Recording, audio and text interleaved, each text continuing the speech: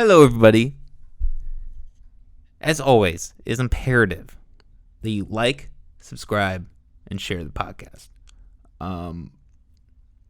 Every time you do this, you get 10 years of good luck for free. Absolutely 100% free. Because here at the McAllister Hours, that's what we care most about. We care most about your happiness and your luck, most importantly. So we provide that. So yeah, please do that though. In all seriousness, that really, it really does help what we do. You know, the whole art and beauty podcast, as I always say, is word to mouth.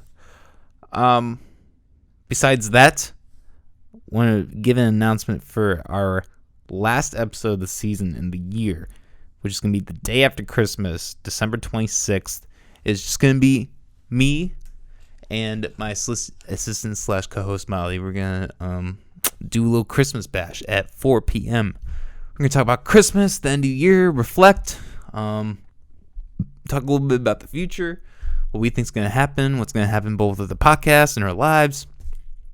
You know, it's just going to be like a 2-3 hour thing where we're just fucking around and just having a grand old time. And then right after that, we're going to have dinner. Maybe we can have dinner on the podcast. No. I don't want to stoop to the level of H3 and start eating on the podcast. No, I'm good. Recently, we have started a clip channel, a YouTube clip channel. It's just McAllister Hours Clips.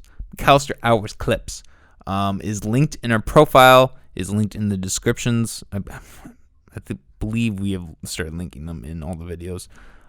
If not, please go check those out. It's just the McAllister Hours Clips. You can search that, and we don't have very much as of now, but I'm gonna be working overtime, the off time, and really trying to put some clips up of previous episodes. We have a lot of changes coming here in 2021 in McAllister Hours. I'm really excited about that. We have a lot of new guests. We have garnered a lot of recognition over this last year, and that has had, a lot of people who are very high caliber to come reach out to me. So that's been really cool, and that's going to be happening in 2021. So we're going to be starting the new season end of January, I want to say. I don't want to give too much away. It's all kind of loosey-goosey, but after this next live stream, we're going to be taking about 4 week break, 3-4 week break. You motherfuckers are too much. I need a break. I need a break from y'all. And also, my goal is that we're going to be live every weekend. That's going to be the new thing. We've already been doing it, but that's going to be the new official implemented thing. Every Saturday at 3 is our goal right now. As always, we have our Patreon. I'm going to be still trying to post episodes just audio only up on there for when we're not doing episodes here. So if you really like what I'm doing, if you really like me talking bullshit into a mic, you can subscribe to the Patreon. It's only $1 a month. For $1 a month, you can hear me fucking rant and bullshit about whatever. Maybe that's $1 better spent elsewhere, but the option's always there. One more thing before we get to the episode. I really just kind of want to give a message and just tell people how thankful I am for everything that's happened and come out of this podcast. When I started this thing, I didn't think one fucking person was going to watch it, and it's garnered quite a bit, and like I've said, in terms of people watching it, the recognition it's gotten, the guests we've had people on the show that I followed on Instagram for years and thought were the top players and dogs of Des Moines, and I thought it would be an honor and a privilege to even get to meet them. And some of these people I've now considered my friends, and it's a really interesting path that I've been on, that we've all been on. And because that's the whole thing about this show, is that it helps everyone. I know I interview a lot of rappers and a lot of musical artists, but this really is for everyone. I really hope to branch out and really get a wide variety and a wide array of people. People that work in, healthcare maybe, or, politics. So I guess I just want to thank everybody for if you shared or supported or commented or just sent me a message saying that, you know, I watch your shit. That does so much for me and that fills my heart. So thank you guys. Damn. All right, without further ado, introduce the episode. Ontario Phoenix. This motherfucker is blowing up. I'm really glad that we're ending the year with him. He had a lot of really insightful things to say about this current state of, you know, Des Moines, what, you know, he's been doing, how he's been propelling everything with that. He is, you know, stats don't really mean a lot. I mean, now that doesn't mean a lot. It doesn't mean a lot. It doesn't necessarily mean a lot, I guess, in terms of artistic integrity and how good this artist is, but or the artist is. But this artist is a good one, and he's ranging from, you know, 13 to 17K plays a week, or, you know, a day even, and he has that many followers, if not more, and he's just fucking killing it. So without further ado, Ontario Phoenix, everybody. Hello, everybody. You're watching / listening to McAllister Hours. I'm your host, as always, Cole McAllister. We've been on a hell of a track here at the show. We've been having a ton of artists, and this might be the peak right here. We are joined today with Ontario Phoenix, local rapper here in Iowa. You're sitting at about, you know, not to brag about stats or anything, but you're sitting at about 12, 13K for listeners. A lot of people are bumping your shit, and it's an honor to have you here. So, how you doing today, man? I'm pretty good, man. You know, it's Thanksgiving. Thankful to be here. Yeah, this, like I said before, this won't be released until about December, late end of December. But you know, you being a you know, the rapper you are and working and all that, you're a busy guy. So I appreciate you taking the time to come in today. I guess before we get started, I guess just some background info. Where are you from? I know your first name's Ontario. How's your name come about? All that. I'm Ontario Phoenix. That's my full stage name. My actual legal name is Ontario Clark. Mm-hmm. And then my uncle had gave me the name Phoenix, and he just said to do Ontario Phoenix because it sounds more professional. But the name Phoenix came from because my name used to be Kid Swag, and then it was Swag when I was first started rapping. Okay. And I kind of evolved. My music kind of evolved. I wasn't just talking about like gang banging and, you know, shit like that. So my uncle said it was like you died and rose from the ashes like a phoenix. Ooh, I see. With so like you know, with evolving with my music and growing and. Okay, so like rebirth. Yeah. So how long you been rapping then? I've been writing since like I was writing poetry in like 7th grade. Okay. And then actually when I linked up with my cousin Kalima, you know what I'm saying, he got me more into the rapping, taught me how to rap and stuff like that. He actually used to write verses for me, and then I would rap them just because I have, you know, I have that voice. Mm-hmm. My voice has actually grown over the years, obviously. But yeah, so I started doing that, and then I started really writing music probably in like 8th, 9th grade. Okay. So how old are you now? 29. Okay, so that's, so what, 10, 15 years ago? Yeah, it was like 15 years ago. Wow. Yeah. Well, damn, man, I mean, that's quite a career. It's like they say, you know, it takes at least a decade to get somewhere, and obviously you're going places, so. So where are you from? Are you here from Iowa, or where are your origins? Yeah, I was born in Iowa, basically raised in Iowa. Okay. I moved to Phoenix, Arizona when I was around 13 and lived there for like half a year and then moved back. Mm-hmm. And then I moved to Las Vegas, Nevada. Oh, wow. 2017, lived there for a year and then came back. Okay. What were those like living in Arizona? And like how'd that, I mean, obviously there's differences, but how did it differ from Iowa? I mean, when I lived in Phoenix, that was cool. It was just really hot. I lived there in one of the hottest summers that they had. Oh, damn. It was like, it got up to like 112 degrees. Jesus Christ. Couldn't even go outside without getting like really dark. Like I look dark damn. skinned, and I'm not dark skinned. I'm light skinned. So, You know, it was a little bit too much for me. I don't like the hot like that. But when I was in Vegas, that was probably one of the best times in my life. I met a lot of people from around the world, you know, because people go there for vacations and stuff. So when you walk on the strip, you meet people. There's people down there trying to make money. You know, you got singers and rappers with buckets, you know, so you can throw the money in there and they're rapping, singing, you know, doing performances. You have dancers down there. You know, I met a lot of dancers from New York too. So Oh, wow. yeah, they I still have contacts with them on Instagram.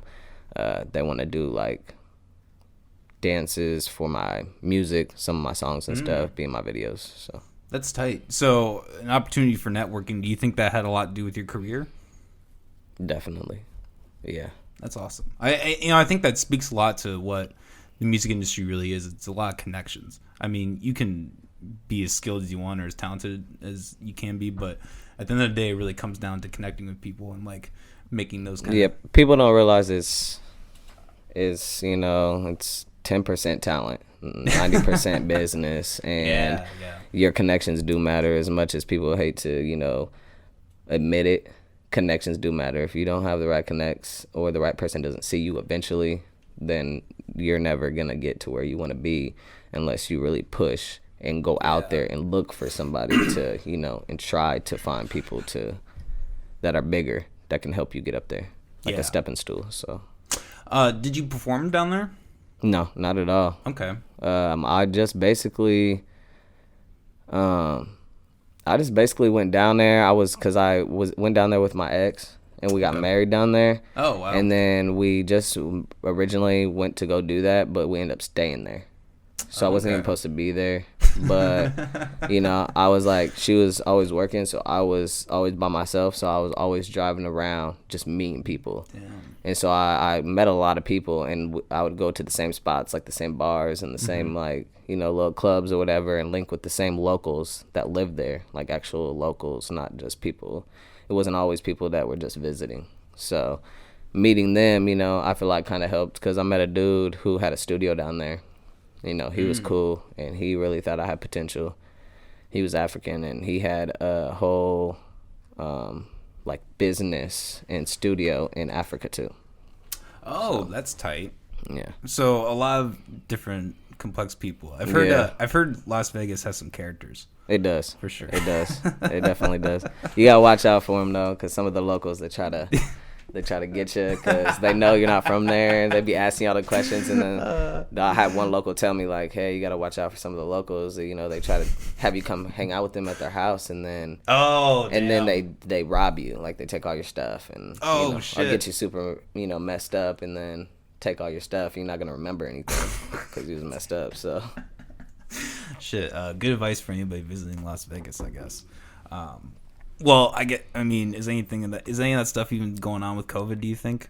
Like, do you think the scene's popping like it was back when you were, or do you think it's slowed down a bit? Their cases is down, or, you know, over that way, west, is just not as high as us. You know, they took the precautions they needed to in the beginning, you know, went through their, you know, their phases and shit, the levels, and we didn't do that here, so. Yeah, that's kind of different here. We have, you know, one of the highest cases, so. Yeah. So. Not to get like political or anything, but fuck Kim Reynolds saying. Yeah, I can't fuck with her. Yeah, I can't. Fuck you! I like fuck you. Yeah, like, I'm not a Kim Reynolds fan. No, at all. What was the meme? Kim Reynolds has a crusty ass. Oh, that's my shit. Like, fuck that bitch. So your musical style is it's good. It's really interesting. What are some of your inspirations for that, or influences? My main inspirations would be Biggie, Nipsey Hussle, Gucci, Bone Thugs, Twista. Those are like all of my older, you know, inspirations. As of for the new age, you know, as things start changing, because I'm a little bit older, so like Drake, Tory Lanez, Bryson Tiller, you know what I'm saying, because I do all types, very versatile. And then also, I used to not be a real, like, big fan of the mumble rap or whatever, the new era rap. Yeah. I'm still not a big fan, but I feel like they're getting better and creating what they're trying to create with actually understanding what they're saying. So like Lil Durk, you know what I mean, Pop Smoke, Juice World, Triple Extension. Yeah, rest in peace, both of them. Yeah, R.I.P. Uzi, and then Lil Baby, The Baby, Stunner for Vegas. You know what I'm saying? Like artists like them as well. Yeah, they definitely brought about like a new angle to the genre, I think. Yeah. Juice WRLD especially, like he can rap too. I mean, you see, I think it wasn't Sway in the Morning. It was I think it was the British guy or something. He did like an hour of he just freestyled over an MM beats for an hour, which is impressive as fuck. But being able to do that and then doing the sing song style, and like you said, you can actually understand it now. That was my beef with mumble rap, but I wouldn't even consider it mumble rap. It's like a different kind of genre. It's well, also like with the auto tunes, I've never been a fan of that. I'm not like a super big fan of Future. Everybody loves him. I like certain songs. I just don't like the amount of auto tunes he uses. I feel like it just is not for him. I agree. But that's just one person's opinion. So yeah, it's true. You ever listen to Joji? No, I don't think I ever heard of that person. But also, I listen to music who I don't even know whose song it is. I just know the song. Oh, I see. Because as I've gotten older, I've just started. I grew into those ways. Like I know who people are, but to an extent. It's not like I know all the info I used to know about them when I was younger because I was more interested in knowing about them. Now I'm more focused on me and what I'm doing. And so I don't got time to be worrying about what's going on in their life. It has nothing to do with me. Yeah, no, I mean, that's one of the things I really appreciate about you is, how busy and focus-driven you are. I guess I was just curious because I feel like there are some avenues where you can use auto-tune and, an artistic definitely. sense. But I do see what you're saying. There's like definitely that trappy, like mumble rappy style for that. People would like to label it as drill music or trap music. Yeah. But they throw auto-tunes on it as well. And I mean, I don't have as much of a problem with it now as I used to. But I also used to never, ever use auto-tunes on my music. I'm one of those people, like, even if somebody got on my track and they want to use auto-tunes, by all means, go ahead. But you won't catch me doing it. Yep. But now I'm, like, grown to the point where I know I got to try new things to find myself. And I'm finally finding myself. I use a little bit of auto-tunes on my shit sometimes. Okay. And that's occasionally. Sometimes, none of my songs have it. Well, and that's like that was the original intended purpose for auto-tune. It was to like fix little parts of the song, not to like completely morph your voice into an instrument. Like Kanye kind of did the same thing with like a lot of his stuff. Like he like emulated his vocal to be a guitar or something like that, So you can do artistic things, but I agree with what you're saying. It kind of, those people who mumble rap, like I would love to hear them like just spit 16 bars and hear what that sounds like. Right, with their regular voice. Exactly. I think that would sound a lot better. So you've had quite a bit of success, as I was mentioning before, both on YouTube, Spotify, kind of all your social media platforms. You have garnered quite a following. I guess what advice do you have to people who are, in Iowa trying to make it rapping? What advice do you have to get to that level, I guess? Number one, stop thinking you're the best, because you're not. Everybody thinks they're the best in Des Moines, and that's the problem. The point of being in competition is to be in competition with yourself, and that's what makes you better. I used to be the same way. As soon as I just started being in competition with myself and stopped worrying about what everybody else doing. Oh, damn, he dropped a video. I ain't dropped a video in like 6 months. Damn, I got, don't worry about that. That's not what you should be worried about. Maybe you shouldn't be dropping a video right now. Maybe it's just not your time to drop a video right now. You need to be focusing on other things. You know what I'm saying? Yeah. Also, people be like, in Des Moines, everybody's worried about people paying for stuff, and they see it as you're paying for views. You're paying for this. You're paying for that. No, actually, like I said, it's 10% talent, 90% business. I'm actually very smart when it comes to this. You need to put yourself on playlists. You need to pay for that. I'm sorry. You need to get a playlist placement. You need to pay for that. That's called investing in your business. Once you do that, you're going to gain new fans. It has nothing to do with you paying for somebody to listen to your stuff. It has nothing to do with that. If you pay to be on a playlist, you're not paying anybody to have to listen. They're not getting money from it. You're getting put on a playlist by somebody else who already has a following, and if those people listen to that playlist every day and you're a new song that goes on there and they just happen to truly like you, then you gain a fan. They go follow your Spotify profile, they go listen to the rest of your music, you gain streams from that, and then that's how you get your music up. Also, you have to do interviews, because then people will know about your music more, based off of whoever's doing your interviews following. And, you have to promote your own music as well. You can't just sit around making music, drop it one time, and expect people to remember that you dropped that. Yeah. And on top of that, not everybody sees everything that you post. Yeah. You have to be actively on it.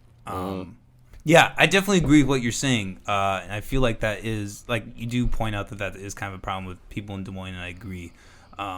Like, you do really, if you want to get to that level, you do have to work with the algorithm. You do have to, like, hashtags matter. Yep. People are like, why are they typing all that in their posts, under their posts? That takes so long. Why would they do all that? And most people just put a caption. No, you need to put your caption, and then you need to hashtag a bunch of stuff that has to either do with your song. Like with me, I hashtag my name. That way it will become a hashtag. That way if people search something, like even if people search Ontario, Canada, I pop up in that search. In the hashtags on Instagram.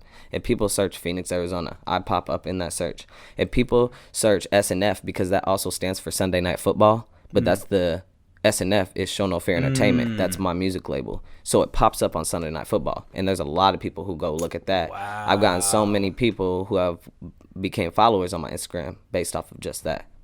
Wow. You know what I'm saying? And they like hip hop, but they like football too, and they just happen to see, and they're I just happen to see. I got people who DM me on Instagram and tell me, I searched hashtag SNF and I seen your video and I just happened to click on it to see what it was, and I actually like your style, your flow, you know what I'm saying, your music. Now I follow you. You know what I mean? The hashtags matter too. Yeah, I agree with that. I think it's really easy for people to not pay attention to that and to get egocentric and focused on their own thing. Yeah, no, like I said, like, props to respect. Like, you're obviously playing the game. So I guess how much of your fan base do you have, like, an estimate of, like, which app or social media platform, or what do you garner the most from, do you think? Spotify. Okay. Yep. So Spotify, definitely. So like you said, playing Spotify and iTunes. Okay. Apple Music. However it works. I really can't say exactly, though. I just know what I see because I have DistroKid. So, and then it shows me the breakdown I have either by store, by song, by artist or whatever. It will show you the whole breakdown. But then I also just downloaded this Spotify for artists, which I also would have. I would encourage other artists to look. 14 people are listening to my music right now. That's why my numbers are so high. In the last 7 days, I've gotten 3.5K new listeners, 4.3K streams, and I have 239 followers. And then these are my top 3 songs: Score, Broken Promises, and Stick With Me. And it shows you the last 7 days, the streams they've gotten. Damn. And that's just 7 days. And then this right here shows me, damn, I'm to 12,193 monthly listeners. Yesterday, it was at 10,000. Wow, holy shit. It just keeps going up every day. And that's because I invest in myself and I get placed on real playlists that matter, that have over 137,000 followers or likes, or people that listen to that playlist every day. So if they're just going through that playlist and it's on shuffle, my song pop up, they're like, I like this song. They may have it in their pocket. They pull it out to see who it is. They click on my profile. They go to my profile, listen to other music like that, then follow me. Damn. It's a cycle. Yeah, constantly working. Well, I like I said, congrats to you.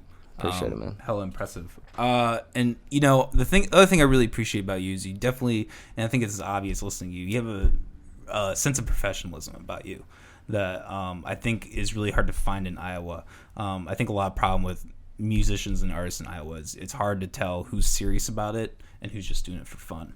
And looking at you and your mantra and everything you do, it's obvious that you're professional about it. You really consider this like your full-time gig, essentially. Yeah, definitely. That's awesome. A lot of people, I've actually gotten a lot of discouragement about that, because your family isn't gonna think that you're just actually gonna make it. You know what I'm saying? They're not gonna think that. So then they're like, oh, you need to get a job, you spending all your money on this, okay. But I'm sure Kanye's family was telling him the same thing when he was recording in his grandma or mom's living room on a little raggedy computer with raggedy headphones for who knows how long until he made it. And then they probably shook. Like, you have to have faith in people and their dreams and what they do. Usually when you give that faith, it actually gives that person a boost to want to do better, to make sure that they, you know what I'm saying? You just have to know how to go about it the right way. And if you don't know how to truly go about it the right way, ask somebody. That's another thing. People are afraid to ask for help. People are afraid to ask for questions because they think they're the best. Yeah. That's the problem. They think they're the best, or they're scared to ask, know. Great stuff, man. What about some of your performing experiences? Have you performed here in Des Moines? Have you performed elsewhere? I think you said you did some stuff in Atlanta. Have you performed over there? Or? I've done stuff a lot of places. I've performed here. I used to perform a lot here until the scene kind of changed. The generations changed. So I just kind of stopped because you can't go to a show here without somebody getting shot or stabbed or jumped or it got shut down because something stupid. Damn. I don't have time for that. You know what I'm saying? Has that, I don't really know anything about this. Has that increased lately? Or with the generations, because everybody thinks that they're Chief Keef or Lil Durk out here popping shit, and this how. So the last 4 years, would you say, or I don't know, what? I guess I'm just curious when. I mean, probably the last 7 years. 7 years. Yeah, that's true. Yeah, I mean, I guess 7 years because I haven't really performed. I used to perform every weekend. Oh wow. Almost every day of the weekend. And then I just stopped because I don't have time to be in the mix with all that childish ass insecurity with their masculinity, and I don't have time for that. You know what I'm saying? I don't got time for egos. I don't got time for testosterone problems. I don't got time for none of that. If you feel some kind of insecurity with yourself, you probably shouldn't be out around people to be put in certain situations that you can't handle. You feel what I'm saying? Because when you're trying to do music, nobody's going to take you seriously if every time you do a show, you popping off. No venue is going to want to book you because the other venue that you popped off at is going to talk to that venue. What if they friends or something? People know people. Yeah, especially in that. You give yourself a bad rep, nobody's going to want to book you nowhere. You know what I mean? Nobody wants to deal with that. Yeah, that shit does matter. I get what you're saying. There's something of the culture that I think promotes we're gonna have the guns and the drugs and all that, but that only gets so far, and very few people really get. I mean, I wouldn't. Why do you think Drake is who he is? Because he's his own individual. Yeah, he might pop something off, but he not gonna be stupid about it. You know what I'm saying? Yeah, he raps, but he be singing some shit. You know what I'm saying? He's versatile. And he's very business. That's my main inspiration. So, if that tells you anything. Okay. And I think that's inspiring in this day and age, talking about that, because I think there is kind of a divide in general between, that kind of rap. But, that is the hopeful thing, too, is you see all these artists like Childish Gambino, Drake, people who are, actively stepping away from that kind of culture and, focusing more on the artistry and the music and what they're doing. J. Cole, he's another good example. Yeah, he is. I like J. Cole and Kendrick Lamar. Ken Lamar, for sure. He is one of the most prolific rappers of the decade. If he's not top 3, he's maybe the best, in my opinion. Yeah. How he tells a story is just... he's been a huge part, definitely, for me, getting into hip hop for sure. I just want to say, just because you brought up storytelling, Yeah. King Von, R.I.P. to him. Yeah. He was probably one of the top rappers for that kind of era for this generation. You know what I'm saying? He was a storyteller. And they used to do that back in the day, like in the 90s rap and the 80s rap. You know, there's a lot of storytelling, like real stories. Like, you know what I'm saying? Not just metaphors here and there and trying to make it a story. No, it was a whole story. Exactly. And you know, and that's really, you know, another one of the really sad things about this generation of rap too is people are dying so young. You know, Juice WRLD and Triple X, Mac Miller, King Von. You know, a lot of artists have depression, and people don't realize that. And they don't acknowledge that. You know, I feel like they should acknowledge that the way they acknowledge, you know, gay people having depression and you know, trans people having depression or black people having depression because of certain things or whatever, or people in general. You know what I'm saying? Whatever your circumstances. Whatever is happening in your life, you know, abuse victims, et cetera, et cetera. Artists have depression too because they're just people, but people don't see that, you know what I'm saying, that they're just normal people because they're not in their life. They just see them presented as an artist in their music, or just the same with actors and actresses. They're just presented as somebody who's there to entertain you, but they have a real life, just like you do. They have a family just like you do. They have family problems and struggles and drama, money issues. Just because you don't know about it doesn't mean anything. Yeah, and you know, and that's another big problem with, like, you know, music and acting is, like, you know, with the populated drug use and, you know, the culture behind that, you know, that doesn't help anything. So that, you know, I think becomes a mask for a lot of those problems. Right. Yeah. A lot of those artists are dealing with that. You know, they're dealing with, you know, family, like you said, family problems. So they have their own mental health issues, and then they're just in this thing all the time, this vast thing. Yeah. I've seen you in the studio, and the setup that you're in all the time is always very professional. You got equipment. So tell me a little bit about that. Who's the guy you've been working with and going in the studio? How's that? I've been going to the same studio this whole time. Damn. Okay. Except for when I first started, and that was me and my cousin in my grandma's living room with our little computer, you know, making things happen. You know what I'm saying? And then found DJ X, Explicit Records. Shout out to DJ X, man, and X We Trust.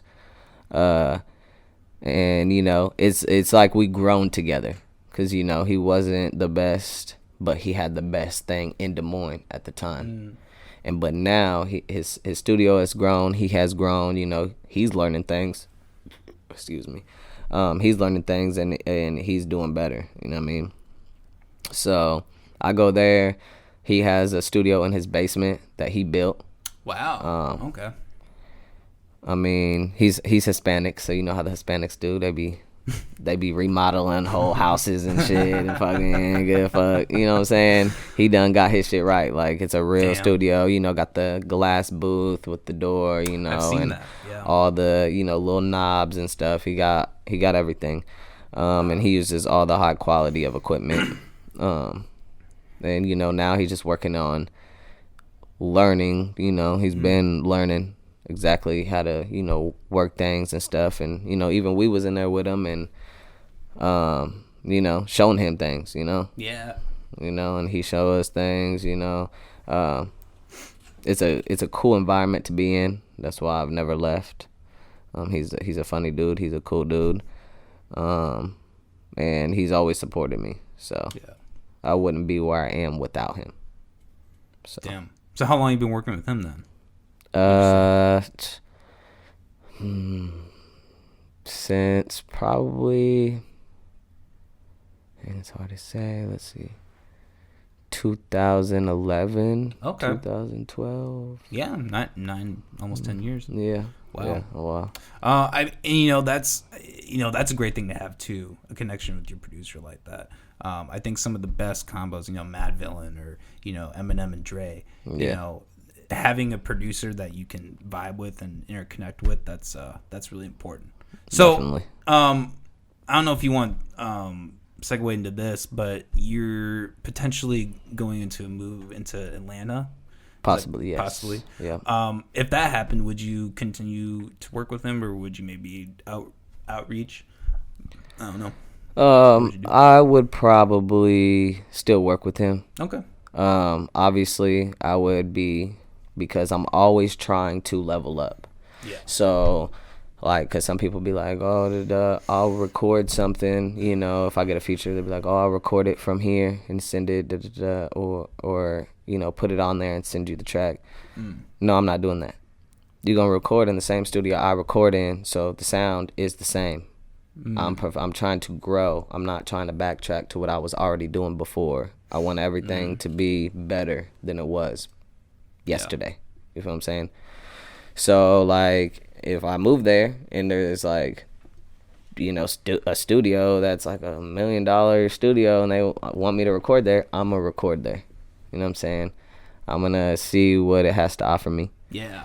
But I was still also out. That's my man. So I would still give him business. You know what I'm saying? Because he actually just had an artist in his studio from Atlanta that came up here, and he was in his studio. You know. Oh wow. So he's like somebody, like, if you do come here and you are from somewhere else, you're still gonna record in his studio because he's he's the best one here.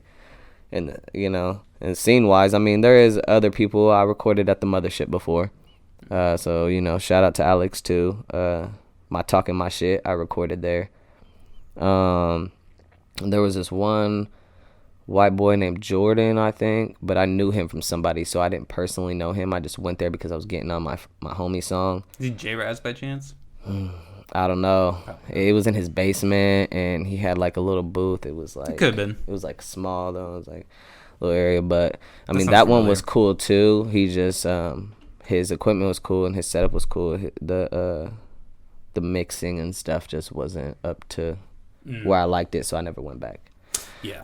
You know, stuff like that. But there's other people here that I want to at least check out at least one time that have like really nice studios, just like DJX, with the booth and the glass and all that. 'Cause I feel like that matters, being in an isolated area when you're recording, you're not picking up all the sounds. I feel like that matters and it makes a difference. Yeah, it definitely does. And that's definitely a downfall I've had. And the small rap career I've tried to attempt. It is hard for people to when you have like your apartment, you have a little stand with a little buffer. It is kind of hard to envision like working in that kind of environment. So it's really cool that they get to do that. What about your move to Atlanta? Is there any more details you can give about that or potential? Well, move? I'm going there December 17th. It's gonna be me, my girl, my cousin, possibly his girl. I have a music manager, but we're not in no written agreement. We're more like a family. Okay. And she helps me out, et cetera, et cetera.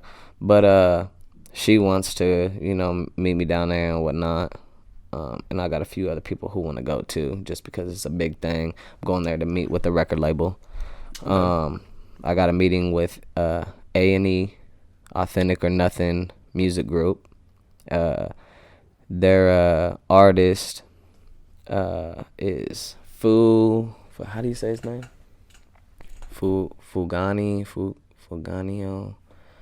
He has a song with the baby called Molly. Okay. Or Baby Mama. There's a few different songs. It's popping. It's popping right now. And then they got a few other artists. One of the artists has a song and music video with Lil Durk. One of the artists has a song and music video with Stunner for Vegas. They got a lot of stuff going on right now. But I've been interacting with them for a while now. I had 2 music reviews with them. They liked what they heard. They told me to, DM them. And so I got this meeting set up. And I'm going to go down there. They actually have signed several. Their notifications right now popping up on Instagram. They actually have signed plenty of people. That's the food dude. Okay. They have signed probably, I don't even know, maybe like 50 to 100 people this year. Oh wow. Damn. And they're growing. They just bought a building and they posted on Instagram. They just bought another building, and I'm not sure if that one's in Atlanta too or if that one's in LA because they've been branching off. Wow. So they're doing really big things. And that dude that I just showed you, he's also signed with Gucci's new 1017 label. Oh, damn. He was one of Gucci's first artists. And let's see. So real potential players here. Yeah, no. And then they have another artist, Lil Thumper. Actually, he's probably one of my favorites. Okay. I be talking to him all the time on Instagram. When I go down there, I actually might do a tattoo on him because I do tattoos as well. Oh, no way. Yep. That's cool. So I have a tattoo page on Facebook and stuff. I had gotten offered 2 tattooed positions in shops here, but turned them down because I'm more focused on my music. Tattooing is just something I could do. If I do happen to pop off with my music, I can tattoo anybody while we traveling, wherever, because I have my own tattoo equipment I just take with me.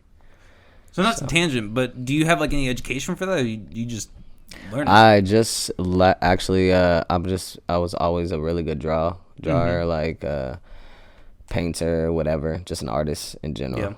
Yeah. I always got straight A's in art class. I actually graduated from Waukee High School. Okay. And that's where I had my biggest arts class was there. And I actually learned a lot from that school, much more than I would have learned in Des Moines Public School. No offense, but you only have to have like 21, 23 credits to graduate from Des Moines Public Schools, and I went over there with like 19 credits, and you have to have like 60 something to graduate from there. So they put me on like a 40 core credit program. So I only had to get 40 credits, and I was like, okay, I only got 6 months to get like 20 more credits.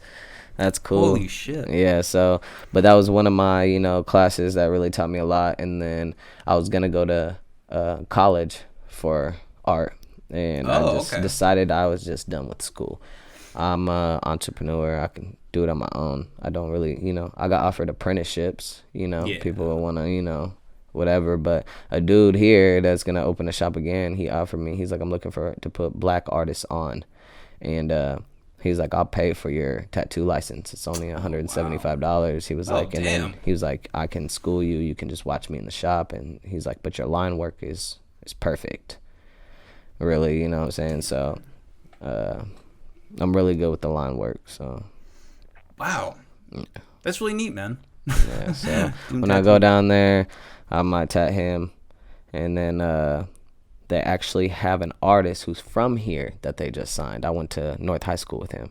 Oh, wow, no way. Yeah, he's under their management and stuff. I seen on his Instagram, they signed him. He was signing the contract. They always have a routine when they sign somebody. You pop a bottle of champagne in this big-ass mansion that they have, and then they give you a chain. They're authentic, like their label chain. It's like this, and it says A&E in the middle, and it's all real, like, just like with Gucci, they all go through Johnny Dang, I think, the Asian dude who makes like the grills for Paul Wall and all them from back in the day. I don't know if you know about him. Yeah, but yeah, it's really popping. So I just have this feeling that it's gonna go well. I'm most likely either gonna get signed a deal, or because they have this thing going on right now where they're gonna pick somebody for Christmas to sign and give them $100,000 up front, and they're gonna sign them and like push them the hardest. Oh wow. And then but all these other people they've been signing, they're signing them under the management. Either way it goes, either way that you get signed, you're still getting like the best deal because they have all the connects, all the right people in the right area, just it's gonna be great. I can feel it. Wow, that's a hell of an opportunity, man. I don't think very many people from Iowa can say that they've had that. I am curious. You said that you know that guy from North that made it too. Do you think that the industry is starting to notice Iowa? I know I have my podcast and I kind of talk all day about the Iowa hip hop, but I mean, do you think that that's coming here at all, or? I'm not really sure. I do know that everybody thinks that it's just cornfields here. Yeah. I had another music review with Making It Magazine, and this dude Kelby, who runs the whole company or whatever, my song got pulled up for the review, and they were really messing with it. And he's like, he's like, wait, so are you from Ontario or what? And I was like, no, I'm from Des Moines, Iowa. And his face was like, when it popped up and he like looked, he's like, Des Moines, Iowa. He's like there's niggas there? I was like, yeah, bro, like, what are you talking about? Like, he's like, I thought it was cornfields or something. Or, he's like, or potatoes. That's what he said first. I said, bro, that's Ohio, bro. I was like, I live in Iowa. He was like, it all sounds the same to me. I was like, well, there's rappers here, bro. Like, there's niggas here too. Like, we here, bro. I promise you, we here. That's funny. So maybe the humble beginnings for people who notice that. Yeah, maybe. I mean, I feel like people should have been noticed. They had what was that one dude's name who had that video? It actually did a lot of numbers from here, and he made sure to put the whole message in there. He was a white boy. He made sure to put the whole message of that we had cornfields. He had like different he had like people on tractors and people in the cornfield. You know what music video I'm talking about? Oh my god. Dang, it's gonna bother me. It's some white boy, but he did he was on the front page of the paper too. Oh about wow! it, about the video, about the music video, because it did so many numbers and people were really learning about Iowa. There is niggas here and shit, and people that rap and stuff, and there, what I'm saying, different cultures here, but there also is cornfields and farmers and what I'm saying, rednecks and all that shit. He had everything in his video, literally everything. Yeah, it is a really interesting divide in Iowa. How he had 200,000 plus views. Wow. Yeah, I'm surprised you don't know about it, for real. I guess I'm out the fuck. Yeah, I'm pretty sure the song was called Iowa. Damn, I'll have to look that up. I'm pretty sure it was. Yeah, it was a good one. Well, I always knew about Slipknot. That was really the only other thing that really came from Iowa. But they really got started in L.A. Yeah, so, yeah. We got Ashton Kutcher too. Yeah, that's right. I forgot about Ashton Kutcher. Yeah. Well, and who was it? Herbert Hoover. He was the guy that fucked up the economy in the Depression. I think he's from Iowa. Yeah. Well, Snoop Dogg is my dad's third cousin. What? And really? His mom used to live here. He still goes to our family. They still go to our family reunions and stuff. He's never gonna, family asks for money too much. So, you know what I'm saying. That is a problem you probably run into. If you're like that. Yeah. So you were talking before we started. And you brought this up as people thinking it's interesting. I do think it's interesting. You actually consider yourself transgender male. Mm-hmm. Is that correct? Yeah, I'm trans man. And I think that's really interesting being in the hip hop. The only other people that I've heard that are bisexual or gay, I think, are Frank Ocean and Tyler the Creator. I'm not really familiar with any others. I'm sure there are others, but no, I'm not bisexual or gay. Yeah. I guess I'm a trans man, so that's why I'll be the first. Yeah. You know what I'm saying? So that's what's dope about it. You know what I'm saying? That's what people tell me. You should put your story out there, because technically, if you really want to think about it, Young M.A., I feel like she's the first lesbian girl, stud girl, whatever, that really popped off, besides the Brat. But she's older, she's from the 90s, and people don't really listen to her no more. You know what I'm saying? So this is the new era, whatever. I'd be the first trans man. You know what I'm saying? Transformation from female to male, and then people will never notice. I'm trans man realness. I'm part of a house called Balmain House, and I walk the category trans man realness, which means people can't tell that I was ever a female before. People that just what makes it good for me to walk that category, because I'm a win every time. You know what I'm saying? Because I go against other trans men around the world, because we got people in our house from Paris, London, the West Coast, the East Coast, down South, Midwest, everywhere. Mm-hmm. We're everywhere, literally. Yeah. And there's other houses like Gucci House, Revlon, Ebony House. They have different houses, and we all compete against each other at balls. So we walk ballroom. So like if I walk Trans Man Realness, I walked the first time in Chicago of this year in March. Okay. And I had to bring it as Mr. Freeze, that means I had to wear all white, and then it said with a little bit of bling. And so I had my chain on, I had my grill, I had my earrings, all that, my watch. And then I had to walk against the other trans men, and then I had to walk against Pretty Boy Realness, which means I could be walking against straight guys. It really doesn't matter. Like, you know what I'm saying? It's just anybody who's for that category. Because I'm in a Pretty Boy Realness category too, because my face is pretty. Okay. So I walked against other pretty boys, and I won grand prize. That means I won against people in my category, the trans man one, and the pretty boy one. That was my first ball. And then I walked in Detroit, and I walked Trans Man Realness, and the category was construction worker. So I had to bring it as a construction worker, but I had to bring it like in a sexy way. And I had my chain on and all that, and like suspenders, and I had like paint all over with the work boots and the work gloves, the hard hat, all that stuff. And I won grand prize for that. And then I walked a few, I think 1 or 2 other balls, but I didn't win those ones. But, you win some, you lose some. The house is really, like, my house anyway, is full of so much positivity, so many good vibes, so much love, you know what I'm saying? It's people from all over the world, like, so many people I've met, so many fans I've gained. Like, literally, my fan base really started growing when I joined that house. We were just on a show on HBO Max called Legendary, and it was houses against each other, and they choose like 5 people from each house to compete. And there was 3 to 4 judges, and one of the judges was Megan Thee Stallion. But anyways, at the end of the day, our house won, and we won $100,000. Wow. So now we're the top house. We're 100K house. That's what everybody calls us. And it's actually, I feel like it's helped us. Everybody get up there. My house has been around for 5 years. It was just our 5-year anniversary. Damn. When we were in Atlanta. That's why I was in Atlanta for balls. Okay. And we had a big photo shoot as well. We should be getting those pictures soon.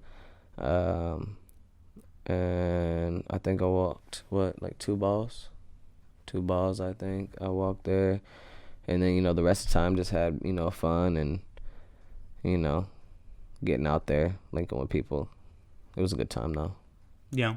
That's really cool, man, that you're doing that. So I guess, you started that beginning of this last year, or this year, you said? Yeah, I went to Chicago because you can't just join a house. People can present you to a house. And my brother from here, his name's Linus, he wanted to join the house, but he didn't want to. He's more of a timid person. He didn't want to do it by himself. So I did it with him. So you have to go for an interview. So we went for our interview in Chicago. And it's basically, you're in front of the, people that are members of the house already. And, it's like an interview. That was probably the only interview I had, actually. So it's like an interview. You had an interview. People ask you questions. You answer them. Tell a little bit about yourself. And then you go in a room, and they all talk, and they vote for you. They vote yes or no if you should be a part of the house. I got 100% yes. Wow. And so that night, I walked my first ball when I came as Mr. Freeze in all white. Damn. Yeah, so you got to get voted in, but it's way worth it. Wow, you're just a talented individual. You does that correlate with your music at all? Like, have you made connections from music through that at all? Or actually, there's actually a lot of people in my house who do music. And we're actually doing a song together for our house, like a ball main song for our house, because we have chants as well. So at balls we have chants, like one of them is like BALI, like spelling it out and stuff. Ball main, you know what I'm saying? And then we got like other ones that we have. I think we got like about 7 or 8 different chants. And really, to me, it reminds me of a sorority, a sorority house, like where they do that stomping down south. They do that dancing that they do, and then the sorority house and stuff, like kind of like that. We got really good connections, and we're really actually a big family. Like in Atlanta, we all stayed in one big Airbnb, like a mansion. Okay. Like we were in a rich ass neighborhood. All the people are looking at us like, what are all these black people doing here? Like, dude, we're renting the Airbnb. Calm down. Like, we're just here to, you know, do what we have to do, and then we'll be out your hair. We ain't gonna fuck shit up. Calm down. That's really cool though that you have all these connections. So how long, or what's your timeline for coming out of the closet as trans, or what was your process with all that? Well, I've always been this way. My first girlfriend was in 3rd grade. Okay. She actually passed away in 7th grade. She got hit by a semi. Oh wow. So that was a big deal for like everybody. Let's see.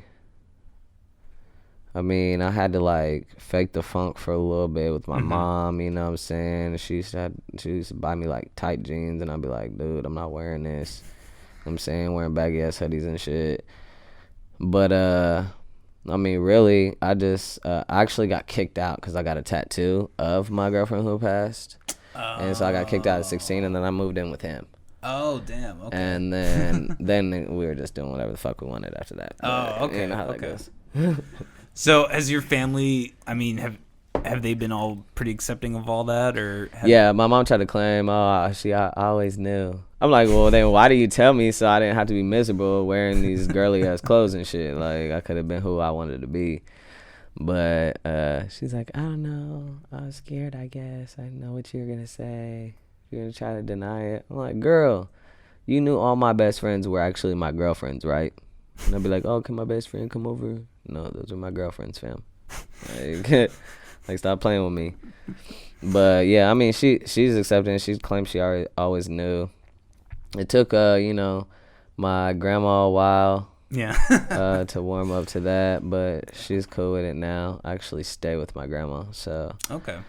For the time being, until we figure out if we're gonna move to Atlanta. And then my dad, he's like, he wasn't cool with that at first, but it's because technically, okay, my dad has like almost 30 kids, and I would have been his first daughter, technically. So that's why, really? Yeah, cause I'm the second oldest out of all of them. So. Oh, okay. Yeah, I was gonna say that's quite a ratio. Yeah, so I'm like, man. So I mean, he wasn't cool with it, but then like after he got out of prison, because he was in prison basically my whole life, and after he got out of prison and seeing how it was, and not changing it, then he was cool with it. Then he kind of was trying to use me and get hoes and stuff, because he got all the hoes, but he'd be like, oh, if they ask you, tell them that you 21. I'd be like, why would I lie about my? He'd be like, because then they're gonna know I'm not 33. I'm like, oh man, bro, like you sitting here got me lying and stuff. But I'll be your wingman for the night. That's funny. Yeah, so I mean, he cool now. Yeah. Well, that's really cool. I applaud anyone for having the courage to do that kind of stuff. Well, so I guess did you like come out at a certain point, or you just always proclaim that, or? Well, I always felt like I wanted to do the transformation, but you know what I mean, with the, like, age and how the generations was. My generation was different. I'm saying, I feel like now you can do anything. Motherfuckers don't care. Yeah, I'm saying, motherfuckers be having orgies and all types of shit with, like, everybody. It don't matter. It could be, like, 3 dudes and 3 girls and shit, and everybody. You know what I'm saying? Like, I feel like people try to, like, not label it sometimes. Like, they just do what they do. And be like, oh, I just did that because we was having a good time and we was fucked up, whatever. I feel like people don't put a label on it as much anymore because people are already so accepting of the community anyway. So okay. But I mean, I had struggles with my generation, you know what I'm saying?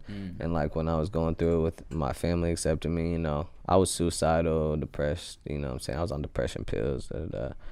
I tried to kill myself plenty of times. So yeah, I think the trans community, there's I think it's like 40% suicide rate or something. It's it's very high. Abnormally high suicide rate. It's very high. Yeah, it's a lot to handle every day.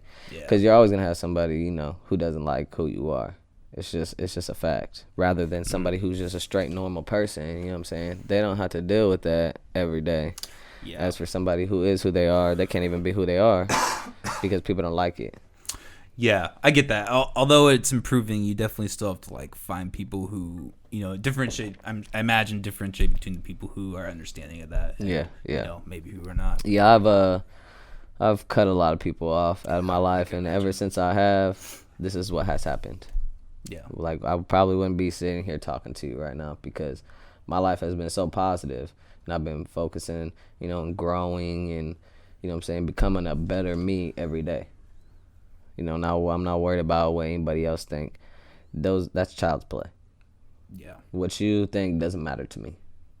And that's why I can tell people, like, the old me would never be sitting here talking to you, telling you anything. If you would have asked me if it was trans, I would be like, nah, I've always been this way. You know what I'm saying? Because I can already pass for that. So what, I need to tell you my business. I don't have to, but I don't care. That's the difference. That's like I said, that's really admirable. Would you say that like the energy that you, like, talking about positivity and all that, would you say that energy, transposed into your music at all? Like, do you think the two are related? Like, do you talk about that in your music at all? I don't really talk about it, but okay. People know I presented enough because I am part of Balmain House. I would have never been a part of that house neither if I was the old me. Yeah. Because I would have never wanted anybody to know. I would have wanted it to be a secret. Okay. You know what I'm saying? But now I'm comfortable with it enough. I don't get mad anymore like I used to. I was the reason I was going to Waukee is because I was expelled from all Des Moines public schools because I was constantly fighting people because they was always talking shit about who I was. Wow. So I was always getting in a fight. So I was always getting suspended. I mean, it was just a lot. So. Dang. Well, obviously you're making it, and fuck the haters. Yeah, definitely. I mean, like Cat Williams said, you need more haters. If you have 10 haters, you need 20 more before the summer is done. Yeah, they kind of feel you in a way, I feel like. Yeah. I always joke, like, there's a reason I don't really do rap and I just do a podcast. I have a really hard time dealing with people, hating or whatever.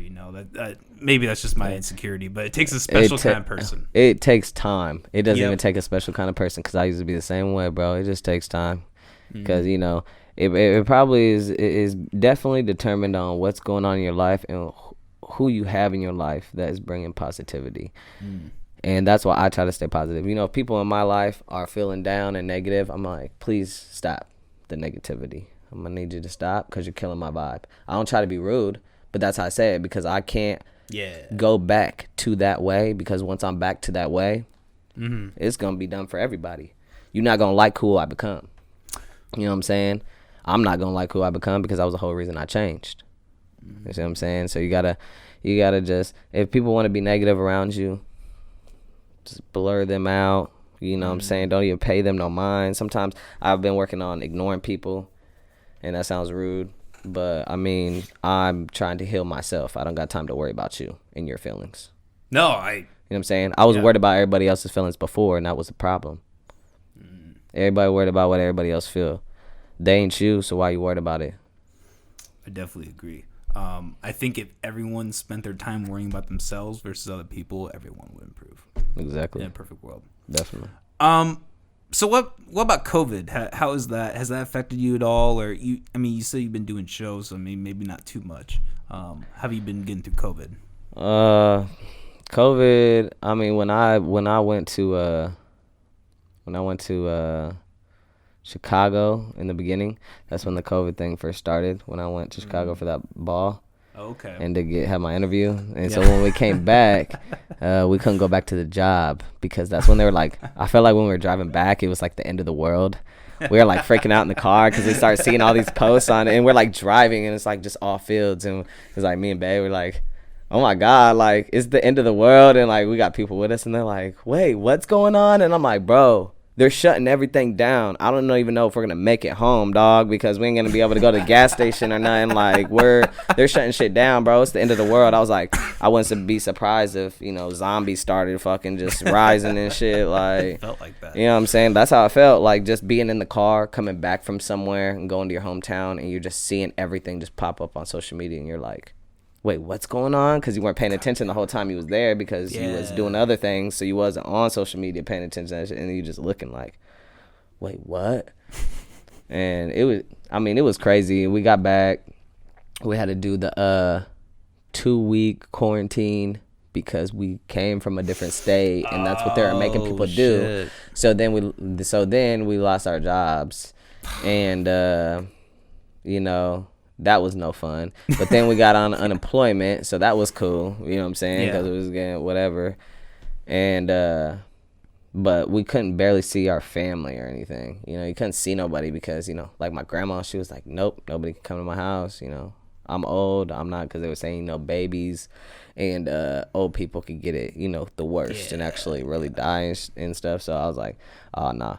I was like, I don't want to get my grandma sick, and she didn't want to get sick, but so we barely could see anybody, and I felt like we was kind of going a little crazy being in the house. Yeah. You know what I mean? It was kind of going a little crazy being in there. I can understand why there was so many. There was a high percentage rate of people committing suicide. Oh, actually, yeah. during the COVID time. So that doesn't surprise me at all. Yeah, I think it went up 1,000%. And that's the really sad thing with this Thanksgiving. This isn't gonna be out for a while, but we're filming this on Thanksgiving. I feel like the suicide rates are just gonna go up these next 2 holidays with people. Yeah, not and being a able to lot see of their people. families. Yeah, a lot of people still aren't seeing this out. Some people are like, "Fuck it, I'm still gonna we're still gonna what." Yeah, y'all still gonna do it, but then I bet you in a couple of weeks somebody gonna be sick, and then what if they die from it? Cases will probably spike. Yep, because people that it hasn't happened in their close family or in their immediate family or whatever yet, that they still not believing it. They think that it's just something that the government is talking about, da-da-da. No, the government probably made the virus, just like they always make shit, and then get everybody sick to, decrease the pollution or the population or whatever. But come on now. Like, if you really think that somebody's not going to get sick that or love, that you're close with eventually, then you're delusional, because it's going to happen eventually. Yeah. Like, they just had COVID at my mom's house. That's why we're not going to her house today. Damn.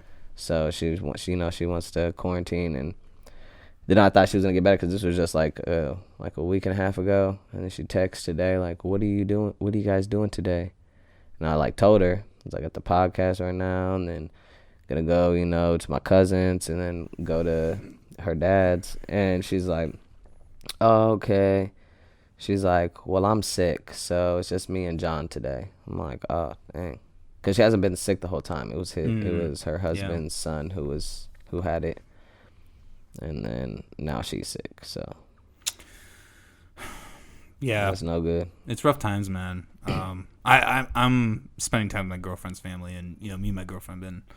Usually she's an assistant, but today's Thanksgiving, so she's helping out. But yeah, I mean, I'm doing. Thanksgiving with them because she lives with them, and we're kind of all in touch. But yeah, my family, they were like, no, we're not doing any Thanksgiving. I'm gonna actually hop on a Zoom call with them here in like a half hour, and okay, check up on them, because I think that's a really important thing to do too in this time. People not seeing each other, like you gotta almost put forth an extra effort, right? To, like be talking to family, be communicating with them, all that. Yeah, you got at least video, FaceTime, Skype, something. Yeah, because that's all people can really do right now. Yeah, so. Exactly. I've seen on your social media you got kids, right? Yes. How's that, being a dad and being a parent and all that? It's great. It's great.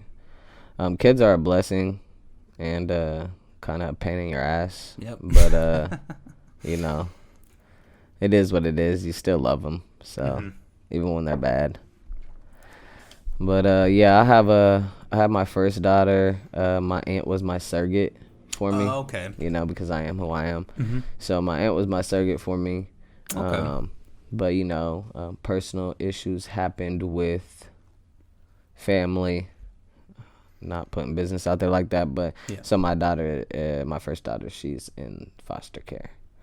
Okay. So that's why I'm hoping to get signed, so I can have this money for this lawyer, and I can get adoption papers to finally adopt her the legal way, so that I can get her back. And then me and my girl have a daughter together, and then she has a son as well. So That's always cool. You know, a little bit of problems or whatever with that, with the baby daddy thing, but, you know, gonna get some money, like I said, from these labels and get a lawyer and Figure that we out. snatching all the kids. Yeah. We're snatching all the kids. Yeah. Well, I hope that gets figured out, and that's a tragic failure of the system. Yeah, for it sure. is, definitely. So, but you know, I'm glad you got what you got. How was having kids during COVID? Was that a challenge or? I mean, our daughter, she's kind of used to, because her baby dad, he always been kind of on some other shit, so he never really let her, you know, be keeping her from her son. So we only had our daughter. So she's kind of used to playing by herself. So, you know what I'm saying? If anything, she's like a little mini grown up. Like she talks to us. She'll talk to us like she's grown, and she's only 3.5. Oh, wow. Or she's 2. Her birthday is Christmas. Oh, wow. So, Okay. yeah, so that should be fun. But yeah, she's like a little grown person. She's smart. She's really smart. She'll talk to you, like have a whole conversation with you like an adult. She's used to being around adults. Okay. So like when she's around kids, I feel like she feels weird. Yeah. You know what I'm saying? Like these little stupid kids. You know what I'm saying? Like looking at them like she's the grown up or something. That's how I feel she is. But I feel like that's a sign of high intelligence, though. yeah, she's really smart. She is. That's awesome. Yeah, I can imagine. Well, and it sounds like your daughter almost has been, you know, doing well during COVID, almost like accelerating in a way. That's kind of the weird thing. Like some people, you know, I kind of consider myself more of an introverted person. So, you know, people like that, I feel like they've kind of thrived in this COVID. It's Right. Yeah, when they can do stuff to stay productive or whatever, or stay entertained, I guess, in the least. That's been the biggest problem. I mean, the podcast has helped with that, and I think a lot of musicians and artists in Des Moines have. I wrote all my new music probably during this time. Damn. I wrote a lot of stuff. I probably have like altogether, I probably had a total of like 4 albums, EPs, mixtapes, whatever. But well, more than that. But I dropped an EP, and then the other like 6, 7, 8 other songs I just dropped as singles, just because I was just making songs. I was like, I just dropped all of them singles. Got literally hit up a graphic designer and had him make me like 5 graphics, and then he sent them to me, and I literally planned it out, and I dropped each single like 3 weeks apart, and you know, promoted them each before I dropped them and stuff like that. Damn. That's awesome. You know, like I said, it's weird. COVID it's kind of been a curse, but it's also been a blessing in some ways. Yeah. There are people that have really improved their lives or improved their art or whatever, their music or whatever through this. I feel like if you have a strong enough mind, it was a time for you to work on you.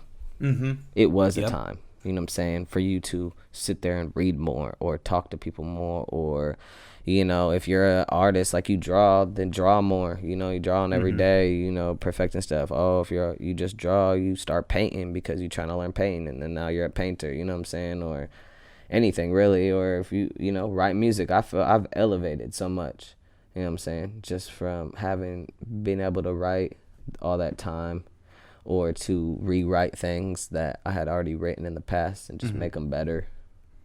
Anything like that, you know what I mean? Even time to network, because all you can do is be on your phone. All you can do is be on social media. You know what I mean? So why not? Yeah, it's almost for, you know, so I wouldn't say that there's no excuse, because there's definitely a lot of, you know, talking about depression, anxiety, you know, that kind of stuff. You know, there's definitely a lot of that in play too, but I do see the mantra, like, you know, there almost is no excuse. Like what the fuck else are you doing? You know, especially when we're, you know, maybe not right now so much the case, but at the beginning when we were like in hard lockdown. You know? Exactly. Yeah. Definitely. So not to even get political, but we are kind of, you know, at the end of the year. We've had kind of a crazy year. You know, going into 2021, we got a new president. You know, the unemployment rate's high. I guess, what thoughts do you have coming to the end of the future, or the end of this year, next year, kind of all that stuff? Do you have any thoughts of where we're headed, or positive, negative? I'm hoping that it will be positive. And this is my opinion, though. It's just one person's opinion. I'm hoping that we will be positive because I was hoping for Biden to win. You know, I feel like he will make us a little bit better.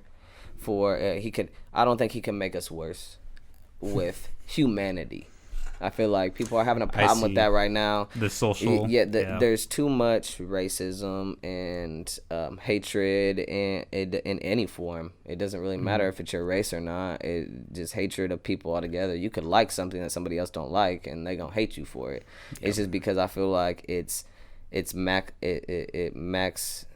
the max right now. It's like everybody magnified their emotions when Trump became president because he was encouraging bad behavior.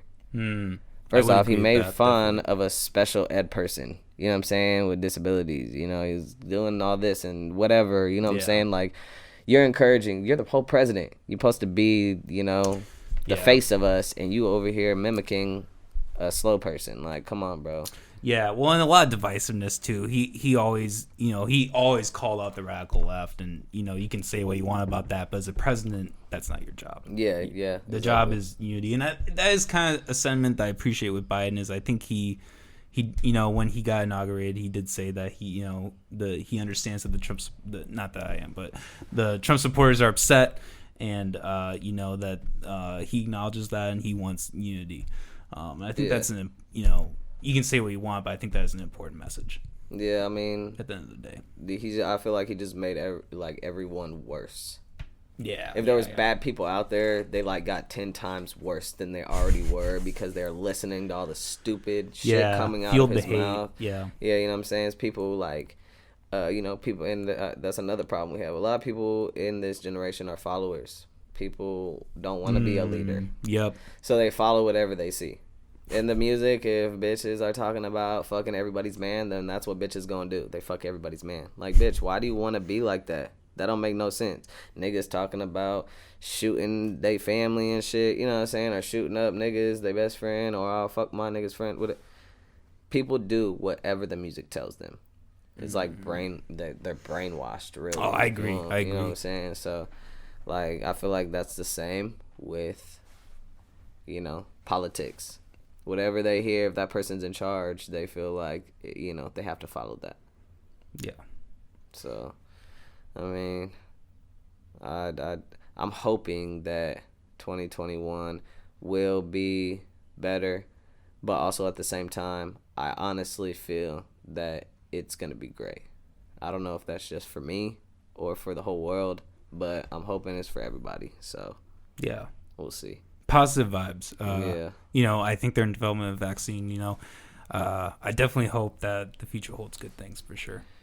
Yeah, definitely. All right. Well, I think we're getting about time to wrap up. I got to talk to my folks for Thanksgiving because we're all doing the Zoom thing.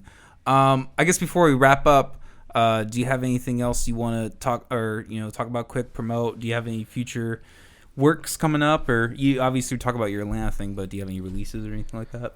I'm actually working on a new project. Okay.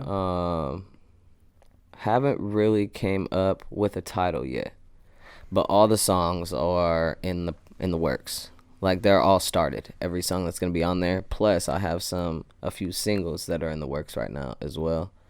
And I might even have enough music to do a whole nother project. So I might have 2 projects and a few singles. It just depends on how I, organize it and do it. And then I have a few features that I'm working on, major features. I actually haven't told anybody, but I just talked to Lil Durk the other day. So I'm working on that right now. And then I'm working on getting another feature with an artist in Atlanta who's a part of the label that I'm going to be signing with. So, a lot of things in the works right now. Also, if everybody can follow me on social medias, my Spotify is Ontario Phoenix, Instagram at Ontario Phoenix, Twitter at Ontario Phoenix, my Facebook, Phoenix Balmain. And I think that's pretty much it. I mean, you can find me on all platforms, just about. Actually, you can find me on TikTok as well. My hashtag should be Phoenix Balmain, but even if you want to do a video to my music, DistroKid put my music on TikTok as well. Working on getting on Pandora right now as well. I'm on iHeartRadio, Amazon, Google Play. Also, my YouTube channel is Show No Fear Entertainment, and that's where I'll be dropping any future videos. My latest video was dropped just about 4 or 5 months ago, and that was a hit, and that's what got a few of the labels looking at me. So make sure to go check it. Yep, that was fun. Yep, make sure to go check that out. It's a good visual. Yeah, we'll definitely post your put your social media links in the description, so everybody can just fast check to that. All right, man. Fuck. This has been a great episode. Like I said, super glad that you decided to come on and, take some time out of your day, especially on Thanksgiving of all days. Really appreciate you coming in. Yeah. I appreciate the opportunity, bro, and I respect what you're doing. Awesome. It's real cool. It's real chill. More people should focus on positivity like you. So I appreciate the opportunity. Thank you. That's what we try to do here. Definitely positive vibes here in the McAllister Hour studio. All right. I guess from here, next episode will be after this is released, we're gonna be doing a live Christmas episode. I might get a Santa hat or something, maybe, and be classy and drink some white ales and talk about the holidays. Maybe finish up the year with that. So spiked eggnog or something. Yeah, something like that. All right, buddy. It's been a great podcast. Hope you all have a good night and drinking, chilling, and stay safe. All right. Peace. Thank you, everybody, for watching today's episode with Ontario Phoenix. It was a fucking hell of a time. I'm so glad, like I said, that we got to end the year on this. It was a lot of fun. Stay tuned. Next week, we're going to be doing a live Christmas episode here at the McAllister Hours. Me and Molly, we're going to be bullshitting, talking, drinking, having a good time. Really laid-back, fun episode. If you guys want to hear us bullshit, tune into that live.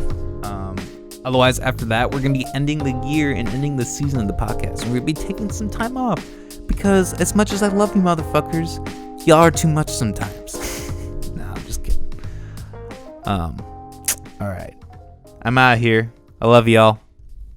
Peace.